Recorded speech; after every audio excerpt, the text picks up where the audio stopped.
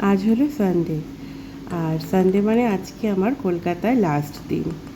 আদ্রিকের school খুলে যাচ্ছে, তো এবার তো ফিরে যেতে হবে আমাদের। তাই লাস্ট দিন যখন সানডে, তাই সানডে তো মাটন ছাড়া কোনো কথাই হবে না। যেহেতু আদ্রিকের বাবা কলকাতায় একাই থাকে, তাই ভালো মন্দ আমি আসলেই একটু রান্নাবান্না করা হয়। তা যেহেতু আজকে রবিবার, তাই মাটন কষা আর পোলাও তো বানতাই হ্যায়। তাই সকাল সকাল দেরি না করে বানিয়ে ফেললাম কষা কষা মাটন অ্যান্ড বাসন্তী পোলাও, আদ্রিকের বাবার ফেভারিট ডিশ। চলো এবার দেখা যাক আদ্রিকের বাবার কেমন লাগলো খেয়ে।